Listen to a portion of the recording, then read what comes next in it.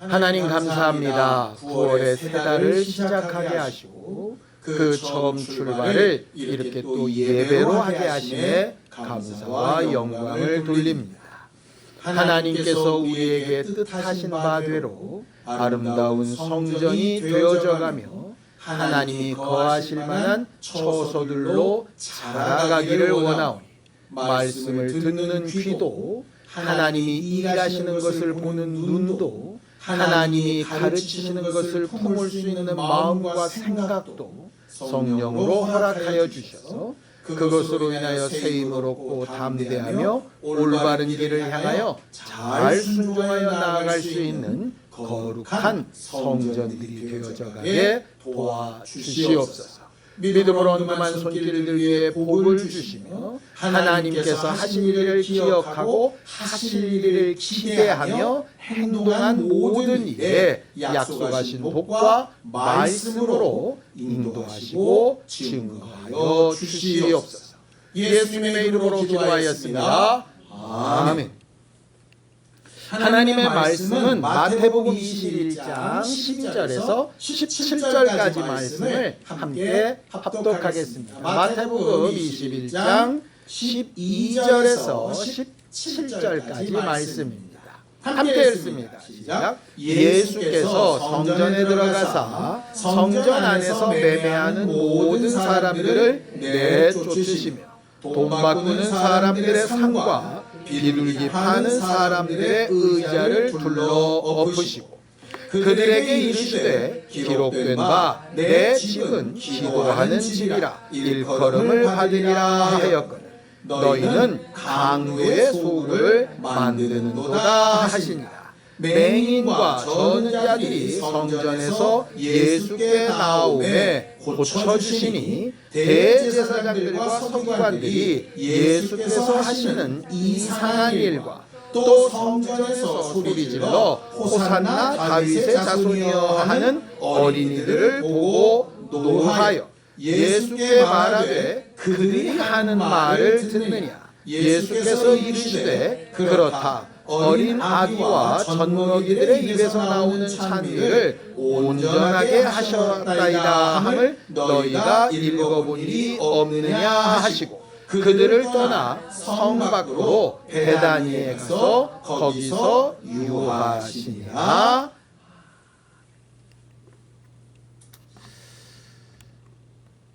우리가 계속 몇 주에 걸쳐서 배운 하나님의 지식 가운데 하나는 하나님은 모든 것을 행하실 때에 자기의 정하신 뜻대로 이루시고 그 결과까지 책임지시는 분이라고 그렇게 배운 겁니다.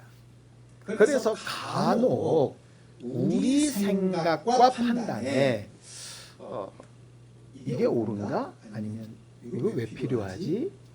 꼭 이럴 필요가 있을까? 라고 하는 생각이 들지라도 믿음으로 산다라고 하는 것은 지금은 내가 이걸 이해할 수 없는데 분명히 하나님은 뜻이 있으셔서 이렇게 하셨을 테니 지금 마음에 품고 있다가 이것이 어느 날 성령으로 또 말씀으로 나를 가르치실 때 그래서 그러셨구나 라고 고백할 수 있게 되는 것, 그게 아마 축복의 통로가 되어져가는 일 중에 하나일 거라고 생각합니다.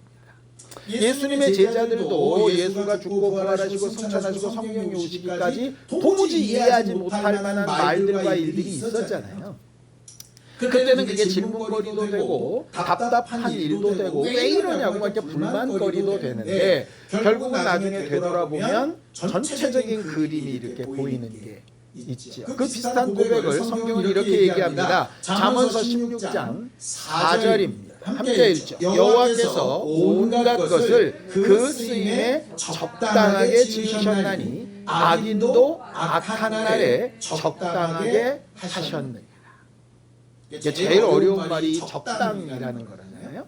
그러니까 요리할 때 얼마나 넣을까요? 그럼 몇 그램 이러면 좋은데 적당히, 이거 제일 정말 어려운 일인데 하나님이 제일 잘하시는 일이 적당이라는 거예요. 우리가 악하게 보이는 일, 쓸모 없어 보이는 일, 굳이 없어도 될 만한 일처럼 보이는 것도 하나님은 분명히 쓸모가 있어서 만드셨다는 거죠. 제가요 되게 재밌는 글을 봤어요.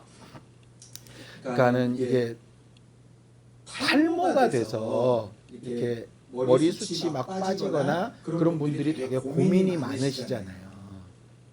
그런데 웃긴 게 뭐냐면 그렇게 탈모가 막 되는 이유가 뭐냐 봤더니 남성 호르몬이 많아서래요. 웃기죠. 우리는 남성 호르몬이 많으면 에서처럼 털이 푹푹 나고 막 이럴 것 같은데 탈모가 생긴다는 거예요. 그래서 웃긴 게 탈모가 많이 진행된 사람들 중에 상당 부분이 몸에 털이 그렇게 많대요. 그러니까 그 사람들 생각은 이렇다는 거죠. 가슴이나 팔다리나 이렇게 털들을 보면서 야, 이 털들이 다 머리로 가면 얼마나 좋아. 이런 생각을 한다는 거예요. 그리고 나서 제가 생각을 해보니까 맞는 것 같아요. 옛날에 이렇게 몇몇 동료들이나 친구들을 보면 몸에 이렇게 털이 많은 친구들이 머리털이 없는 경우들이 있거든요. 그러니까 되게 웃긴 거죠. 아니 우리 생각엔 여기 많고 여기 없으면 될 것 같은데 여기 있고 이런 것들이 사실 존재한다는 거예요. 그중에 어떤 사람 그런 얘기도 하더라고요.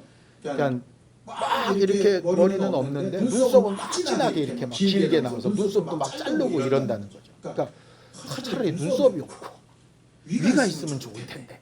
그런데 이제 눈썹이 없으면 당장 비가 오거나 이러면 되게 문제가 심각하다고 얘기를 하잖아요. 그렇죠?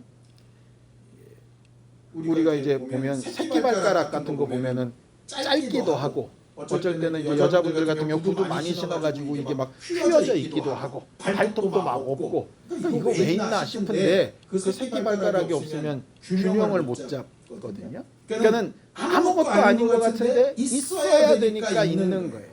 그러니까 우리가 볼 때 쓸모 없어 보이는 것도 분명한 이유가 있는데 그럼 우리가 볼 때 되게 중요해 보이는 것들은 얼마나 중요한 이유가 있겠어요. 그죠? 그래서 오늘은 성전 얘기를 좀 하려고 하는 겁니다. 예수님께서는 성전에 들어가셨는데 결과적으로 우리가 성경을 보면 성전 얘기가 거의 빠지질 않아요. 하나님이 일하시고 나서 성전 얘기가 계속 나오는데 도대체 성전은 왜 만들라 그러셨고 왜 필요한 거고 한 걸음 더 나가면 또 성전이라는 게 도대체 뭐야? 뭐 이렇게 생각해 봐야 될 필요가 있는 거죠. 그래서 오늘은 성전에 대해서 잘 정리되어져 있는 말씀 한 구절을 좀 보려고 합니다. 신명기 12장 5절에서 7절입니다. 함께 읽을까요? 시작. 오직 너희 하나님 여호와께서 자기의 이름을 주시려고 너희 모든 지파 중에서 택하신 곳인 그 계실 곳으로 찾아 나아가라 이렇게 되어져 있어요. 그러니까 성전이라는 게 뭐냐? 첫 번째, 뭐를 주신 곳이라고요? 하나님의 이름을 주신 곳이에요. 그러니까 이 이름을 뒀다라고 하는 말의 뜻이 뭐냐면 그 이름의 영광도 있고 권위도 있고 가치도 있는 곳이라는 뜻이에요.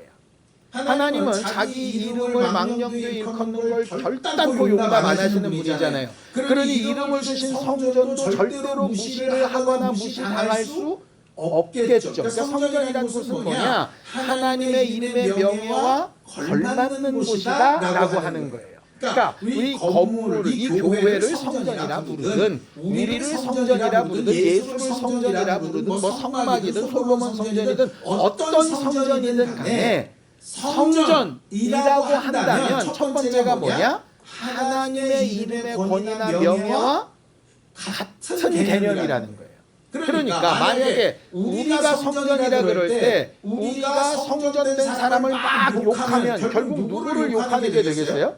그 안에 두신 하나님의 이름을 욕하는 것과 마찬가지가 된다는 거예요. 그러니까 가치를 부여하셨다라는 뜻인데 가치를 부여하셨는데 하나님은 천지에 충만하시니까 아무데나 가치를 부여하셨냐? 오늘 방금 보면 이름을 주시긴 주셨는데 특별히 어떻게 되고 구별된 곳 이렇게 되어져 있어요. 일반적인 것과는 좀 다른 곳 이런 뜻입니다.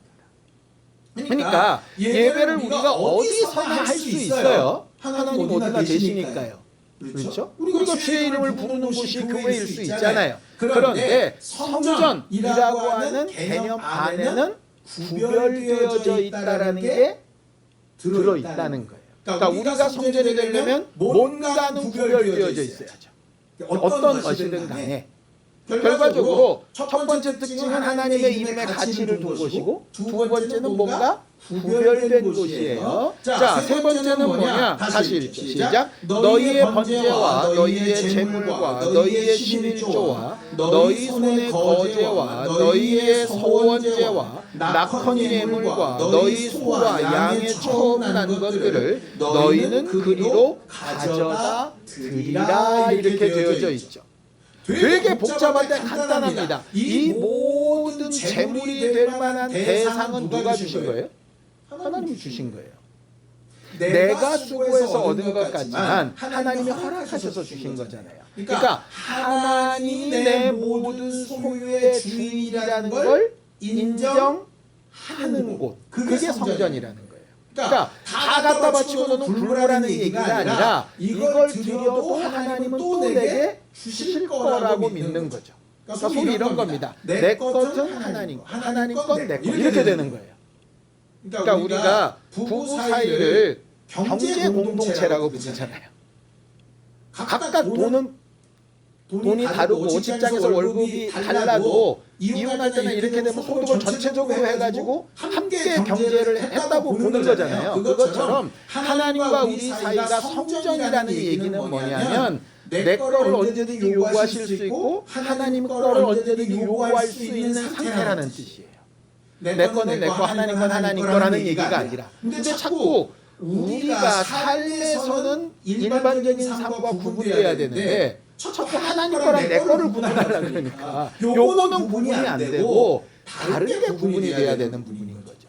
그런데 요게 과연 하나님과 공동체로서의 역할이 되느냐? 그렇다면 그게 성전이라는 거예요. 자, 성전의 네 번째 특징은 뭐냐? 또 있습니다. 시작. 거기 곧 너희의 하나님 여호와 앞에서 먹고 너희의 하나님 여호와께서 너희의 손으로 수고한 일에 복 주심으로 말미암아 너희와 너희의 가족이 즐거워할지라 이랬어요. 그러니까 하나님의 것으로 함께 나누고 하나님의 이름으로 가치를 부여받고 일반적인 사람들과는 구별되어져 있다는 것이 부담이에요? 기쁨이에요?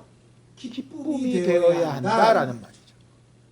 그 기쁨이 나만 기쁜 게 아니라 함께 기뻐야 한다라는 말이에요. 그러니까는 성전은 총 네 가지 특징이 있는 겁니다. 첫 번째는 하나님의 이름의 가치가 부여돼야 되고, 두 번째는 특별히 구별된 곳이어야 되고, 세 번째는 하나님의 것과 내 것이 공동으로 존재해야 되고, 네 번째는 하나님이 주신 것으로 인해서 받은 복을 함께 나누며 즐거워하는 대상이어야 성전인 거예요. 그러니까 이 네 가지가 다 돼야 성전인 거예요. 그러니까 너희가 하나님의 성전인 것과 이렇게 얘기하셨을 때 나는 하나님의 성전인가?를 확인해 보려면 네 가지를 체크해 보면 돼요. 내가 하나님의 이름에 걸맞나? 내가 특별히 구별되고 거룩한 사람인가? 하나님의 것과 내 것이 소통되고 있나? 또 내가 하나님으로부터 받은 것으로 인해서 다른 사람과 나누어 기쁨이 전파되고 있나? 네 가지 중에 하나만 없어도 정상적인 성전이라고 보기 어렵죠. 미흡한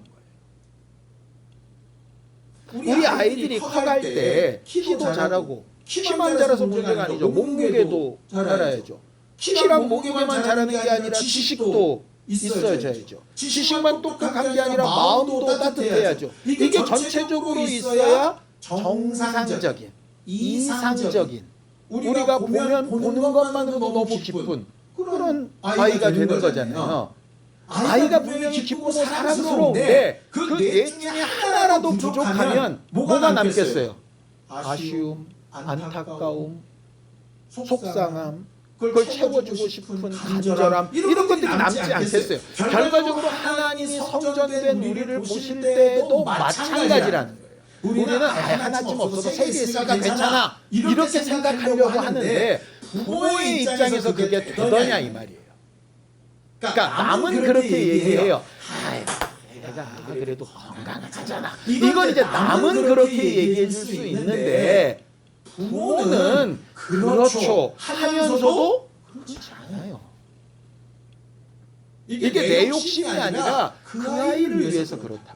그러니까 그 똑같은 마음이 하나님 안에 있는 거죠. 그러니 우리 자신을 계속해서 돌아볼 필요가 있는 거예요. 나는 하나님의 이름에 합당한가?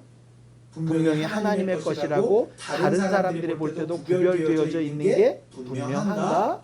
하나님 것과 내 것이 이렇게 구별되어 잘린 게 아니라 함께 소통되어져서 주께 드리는 게 아깝지 않고 주께 원하는 게 정말 부끄럽거나 막 뭔가 미안하지 않고 담대하게 그렇게 되고 있는가? 그리고 이 기쁨이 다른 사람들과도 소통이 되나?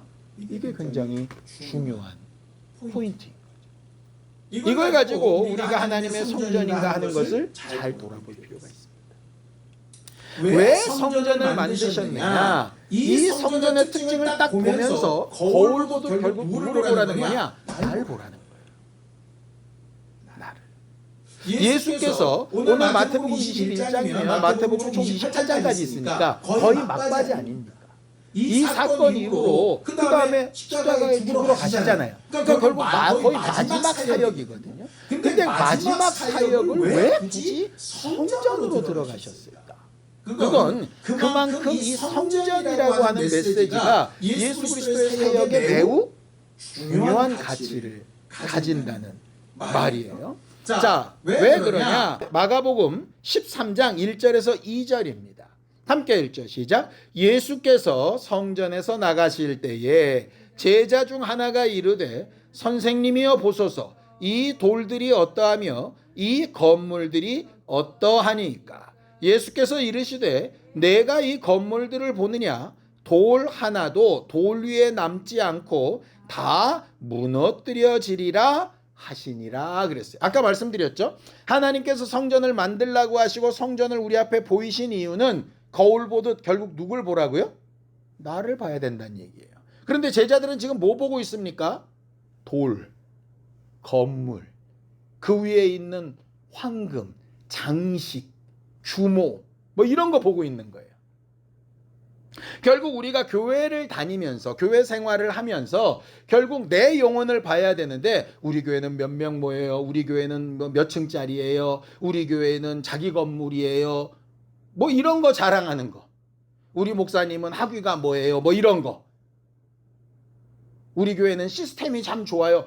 나쁜 얘기는 아니에요. 좀 좋고 그런 게 있으면 좋죠. 그럼 그걸 거울 삼아 너는 그럼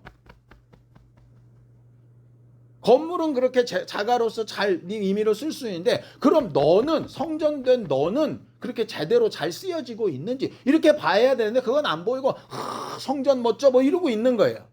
근데 예수님이 보실 때 그 헤롯 성전이 성전다운가 오늘 본문에 보면 전혀 성전답지 않다가 결론이잖아요. 그러니까 비정상적인 성전은 없는 것만 못하다. 이게 예수님의 생각인 거예요. 왜 그러느냐? 왜 솔로몬 성전을 다 무너뜨리고 바벨론으로 가게 하셨겠어요? 사람들이 예루살렘이 그대로 있고 예루살렘 성전이 그대로 있으니까 자기들도 정상이라고 착각을 하는 거예요. 이게 되게 무섭다고요.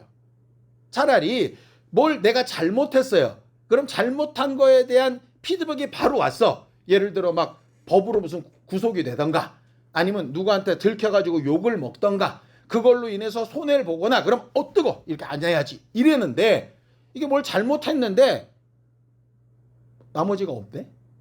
남들이 몰라. 괜찮아. 일이 더 빨리 되는 것 같아. 그러면 어떻게 되겠어요?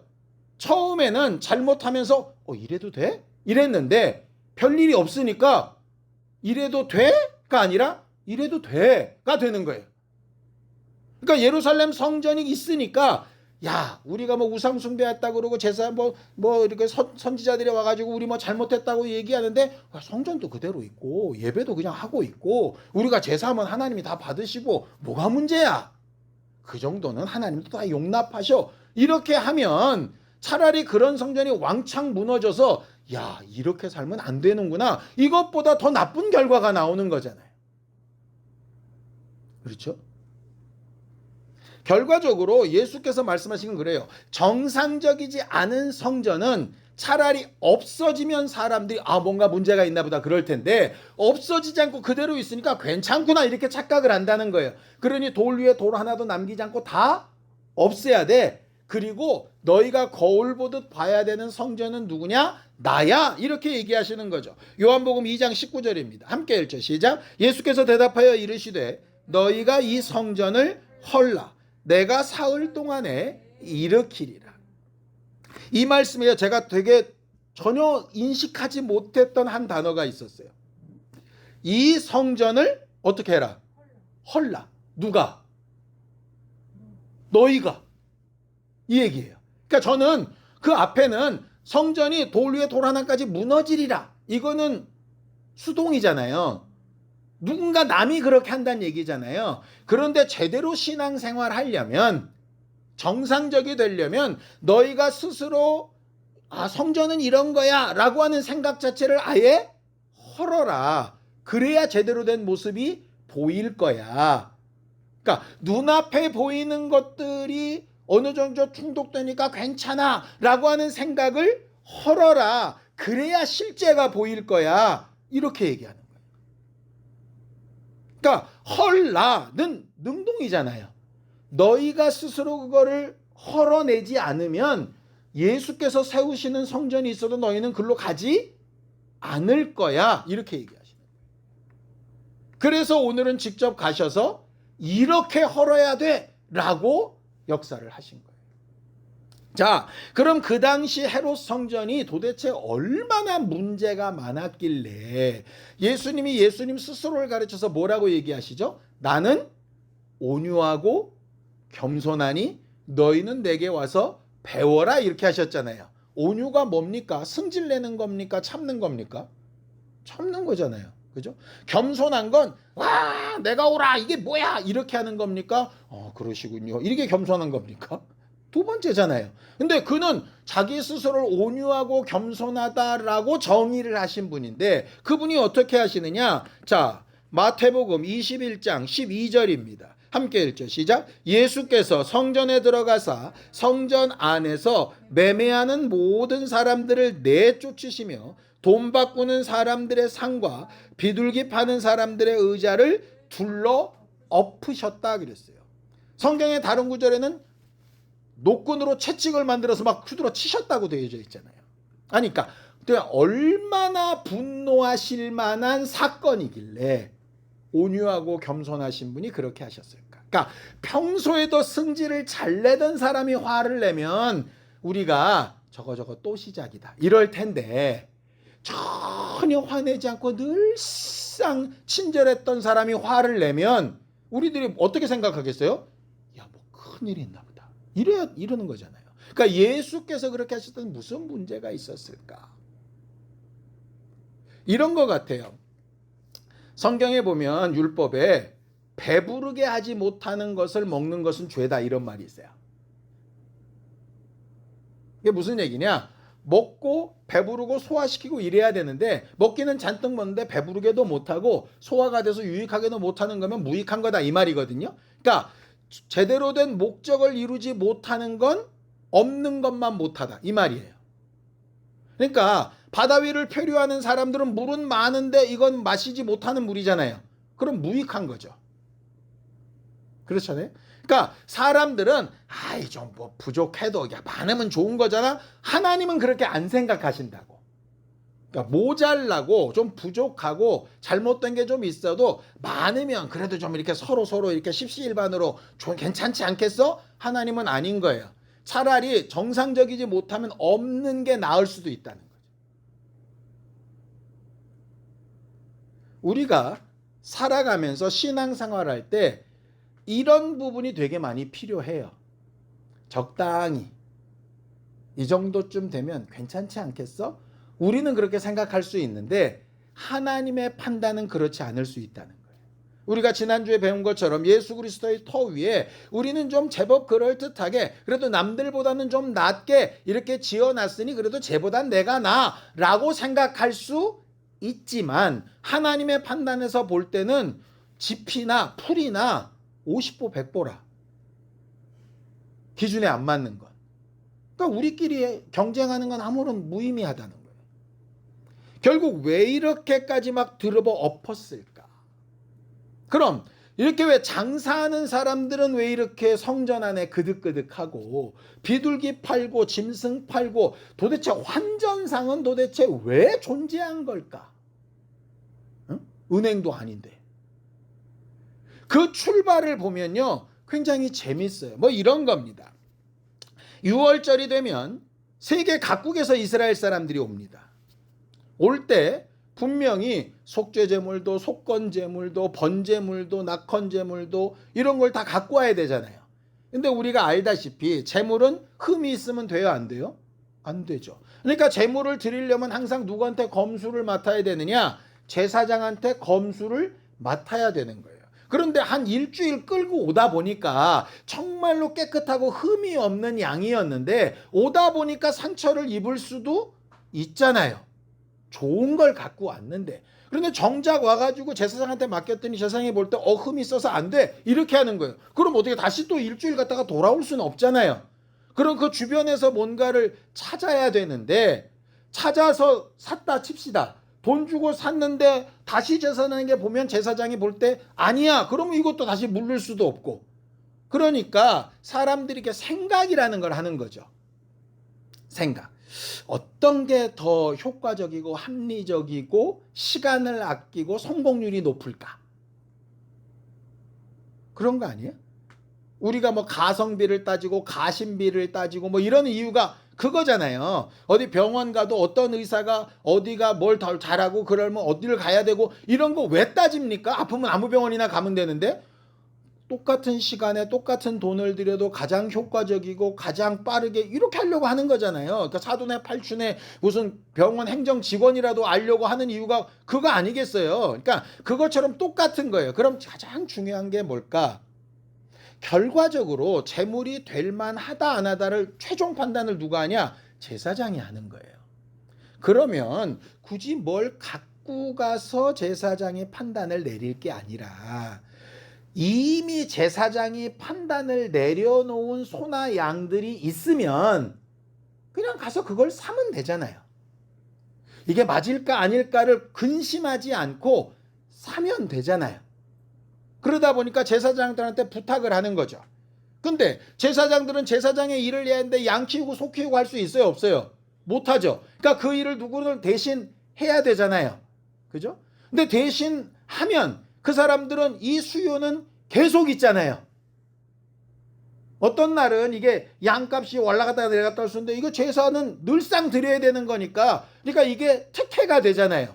그러니까 이제 제사장 중에 믿을 만한 사람을 또 골라야 되고 그러니까 좀 잘 키우는 사람을 뭐 이런 식으로 매칭이 돼서 된 거예요. 그러니까 이런 거죠. 멀리서 끌고 오다가 잘못되면 마음 상하고 제사도 제대로 성공이 안 되고 시간 끌고 어렵고 이러니 이렇게 힘들게 오는 사람들 예배라도 편하게 하게 하기 위해서 이게 얼마나 좋은 일이야. 그러니까 의도가 나쁘지 않아요. 나쁘지 않아요. 또 율법에 보면 성전에 드리는 헌금은 성소세겔이라고 딱 정해져 있어요. 성전에서만 쓰이는 돈이에요. 그러니까 일반 돈이랑 원래는 성소세겔이 같았는데 일반 화폐들이 계속 변하다 보니까 성전 화폐만 그대로 있었던 거죠. 그러다 보니까 일반 화폐로 헌금을 드리려다 보니까 성전 돈이 아닌 거예요. 그러니까 반세겔 드려야 되는데 이걸 바꾸는 거란 말이에요. 근데 바꾸다 보니까 맨날 갖고 오면 제사장들이 그거 가지고 바꾸고 또 넣고 이렇게 복잡하잖아요. 그러니까 야, 그 성전 문 앞에서 그냥 이거 우리한테 권리를 위임받아서 바꾸는 사람들을 두면 좋겠다. 그럼 제사장 일이 훨씬 쉽잖아. 그래서 몇몇 사람들한테 부탁을 한 거예요. 그러다 보니까 사람들이 성소세계를 구해야 되는데 이러지 않아도 되는 거예요.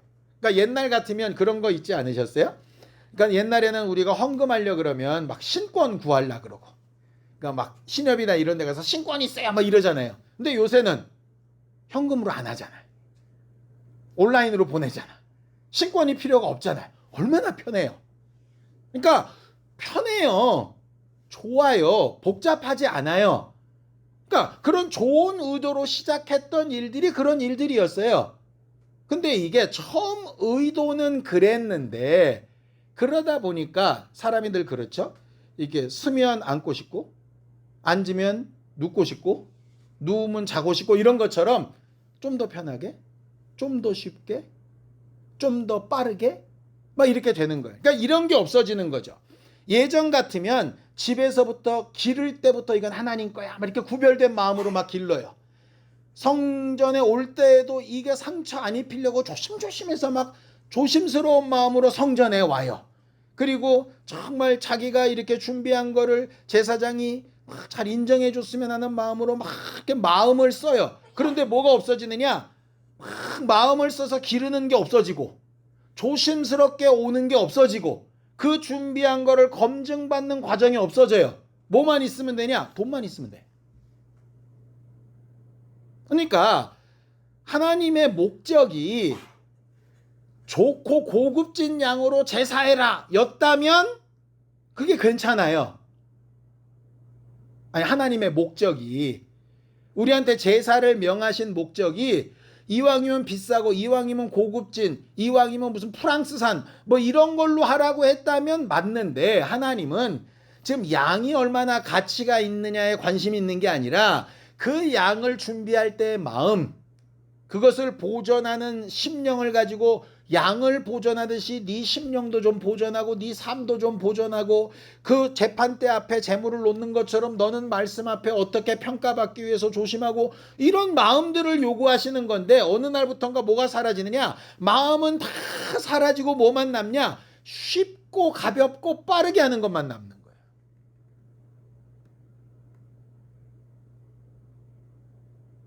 그러니까 이게 점점 깊어지다 보니까 중간에 또 이게 잔머리 굴리는 인간들이 생기는 거예요. 그러니까 그렇게 양 파는 일이나 환전상을 못하던 사람이 또 좀 타락한 제사장을 찾아가서 작년까지는 제가 했는데 저는 이번에 얼마씩 더 드릴 테니까 수고비를 내년에는 제가 할 수 있게 좀. 제사장이 처음에 이래도 돼? 라고 생각하는데 뭐 이왕 물건이 갖고 그러면 뭐 좋은 게 좋은 거 아니야? 이렇게 된 거죠. 그죠? 처음에는 성소 반세겔하고 한 세겔을 바꿀 때 한 세겔을 바꿔 성소 세겔 2개를 줬어요. 왜? 반세겔이니까. 그런데 가만히 보니까 얘들은 반세겔만 내고 반세겔은 또 남잖아. 그러니까 남으면 뭐해? 그러니까 한 세겔 받고 반세겔 주는 거예요. 반세겔은 그냥 in my pocket. 너무 비싸요. 비싸면 바꾸지 마. 딴 데 가서 구해. 이러니까 2배 장사를 하는 거죠. 왜? 제사장한테 얼마 줘야 되니까 자기도 남아야 되잖아요. 이런 것들이 시간이 가면 갈수록 이래도 돼? 돼가 된 거예요. 그러니까 사람들도 당연히 그렇다고 생각하고 제사장도 당연히 그렇다 생각하고 그 파는 사람도 당연히 그렇다 생각하고 처음에는 이거 이상한 것 같은데 이래도 되는 걸까? 너무 심한 거 아니야? 이러다가 너무 편해지는 거예요. 우리가 처음에 코로나 됐을 때 교회 오지 마세요 그럴 때 꾸역꾸역 왔어요. 마스크 끼고. 왜? 주일날 교회 안 가니까 이상해. 이렇게 안 가도 돼? 이랬었어요 우리가. 근데 한 3년 하니까 이래도 돼.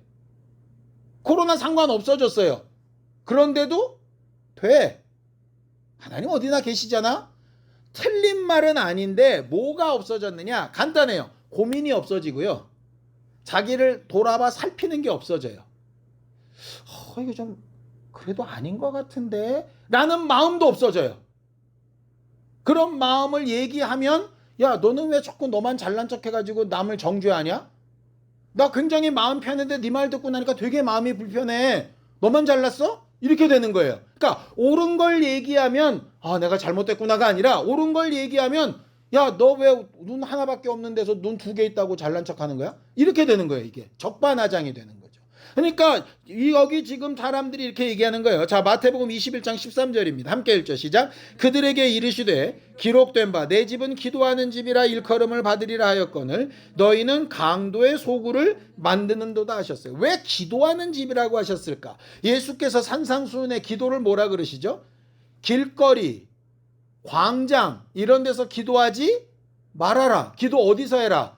골방에 들어가서 하나님과 해라. 결국 뭐예요? 보이는 거 하지 말고 하나님 앞에 너희 마음을 가지고 해야 돼. 이걸 얘기하신 거예요. 성전은 뭐냐? 네 마음을 돌아보는 곳이어야 되는데 마음이 집에서 올 때부터도 사라지고 과정도 사라지고 재물을 검증받을 때도 사라지고 드릴 때도 사라진 거예요. 뭐만 남은 거냐? 끝나고 나 다 했어. 이거만 있는 거예요.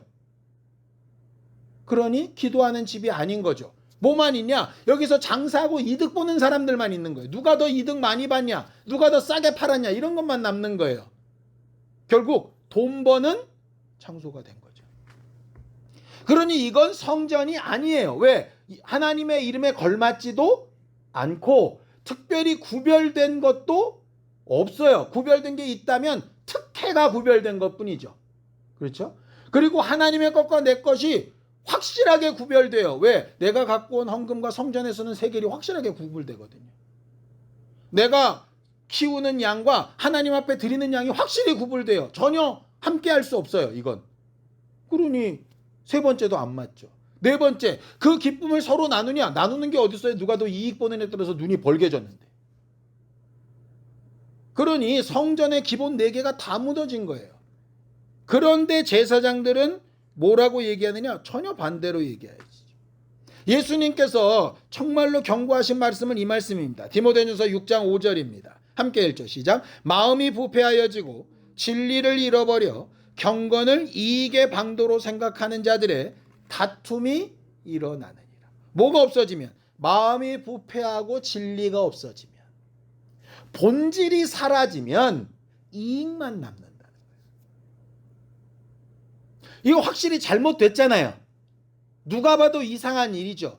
그런데 제사장들은 뭐라 그러느냐? 이렇게 얘기해요. 자, 마태복음 21장 15절입니다. 함께 읽죠. 시작. 대제사장들과 서기관들이 예수께서 하시는 이상한 일과 또 성전에서 소리질러 호산나 다윗의 자손이여 하는 어린이들을 보고 노하였다 그랬어요. 누가 이상하다고요?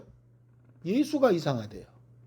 예수님은 이런 이상한 일을 보고 행하고 누리고 있으면서도 전혀 이상함을 느끼지 못하는 너희가 이상해 이러시는데, 제사장들은 그렇게 올바르게 얘기하는 예수가 이상한 거예요. 요즘 사는 삶이 그런 것 같아요. 우리가 지금까지 윤리적으로, 도덕적으로, 역사적으로 옳다고 당연히 인정됐던 부분들이 있었거든요. 근데 그런 걸 얘기하면 이제는 이상한 사람이라 그래요. 너 언제 시대를 사냐? 요즘 시대는 그런 거 얘기하면 안 돼. 이렇게 얘기를 하는 거예요. 물론 시대에 따라서 달라진 것도 있겠죠. 그건 본래 진리가 아니니까 뭐 그럴 수 있어요. 그런데 아무리 그래도 진리는 변하면 안 되는 거잖아요. 생명에 관련된 거는 변하면 안 되는 거잖아요. 아무리 돈이 들어도 사람을 살릴 수 있으면 살리는 일을 먼저 해야 되는 거잖아요. 돈이 중요하다고 사람이 막 죽어나가는데 아무것도 안 하면 안 되는 거잖아요. 그런데 아무렇지도 않은 거예요. 그걸 이상하다고 지적하면 이상적이라고 그러고 이상하다 그러고 막 이래요. 왜 그럴까? 기본적으로 마음도 부패하여지고 진리도 잃어버리고 기초도 상실되고 아무것도 없어요.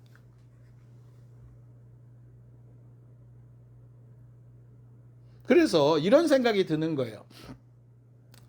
우리도 성경 찬송 안 갖고 다닌 지가 꽤 오래됐잖아요. 핸드폰에 다 들어있으니까. 이제 그나마도 안 하잖아. 여기다 다 띄워주니까. 그러니까 좋은 거예요. 나쁘다고 생각하진 않아요.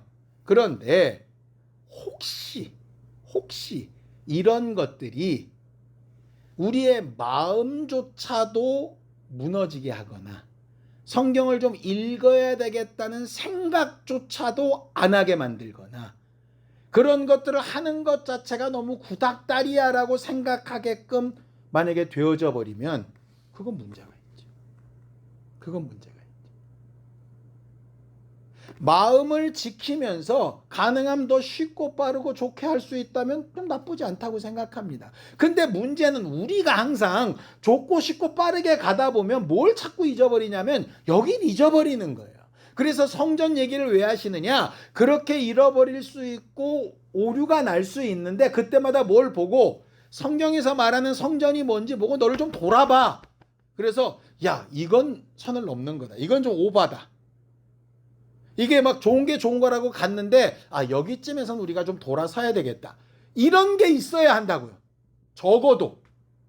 우리가 완벽한 사람이 아니기 때문에 전혀 실수도 없고 잘못도 없고 오류된 판단도 없고 그럴 사람은 아니에요. 늘상 더 좋은 걸 하려다가 잘못하기도 하고 옳다고 생각하고 갔는데 이상한 길을 가기도 하고 그럴 수 있어요.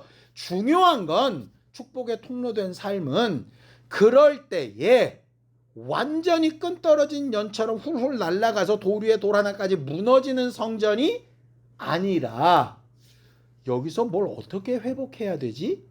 라고 하는 말을 이상하게 듣지 않고 올바르게 듣고 바라볼 수 있으면 그렇다면 우리는 좋은 성전으로 갈 수 있는 거예요. 그거 하기 위해서 매주 예배하고 성경도 읽자고 하고 큐티도 하자고 하고 하는 거 아니겠습니까?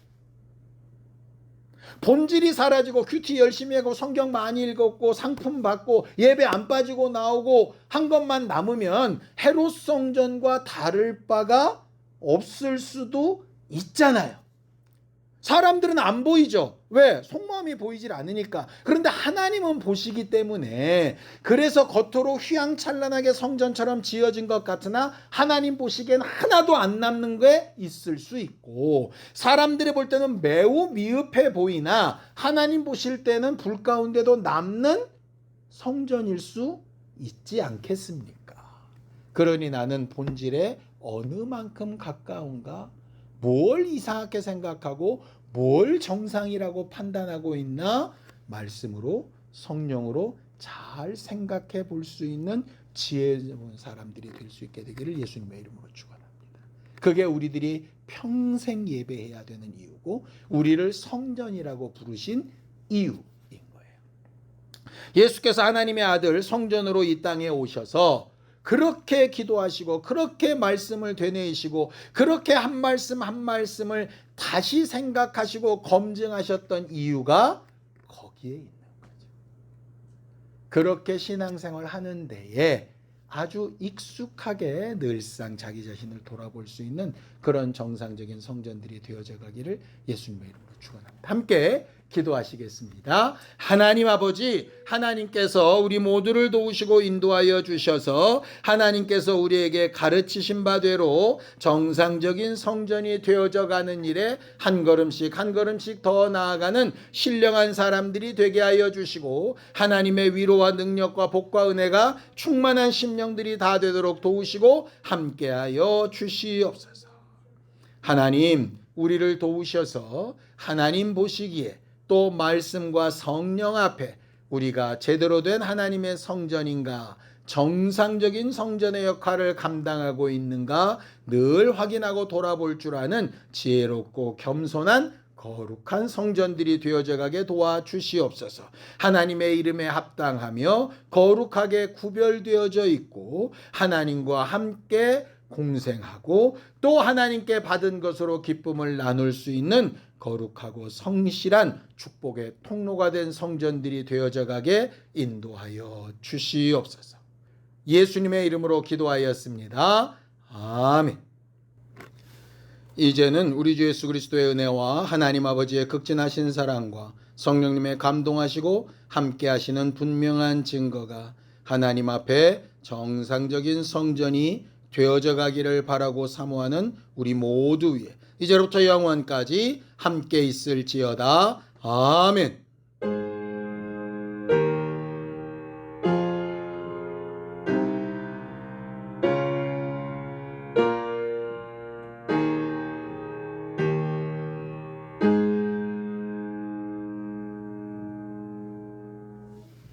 9월 한 달 정상적인 성전으로 잘 만들어져 가는 우리 모두가 되기 바랍니다. 수고하셨습니다. 감사합니다.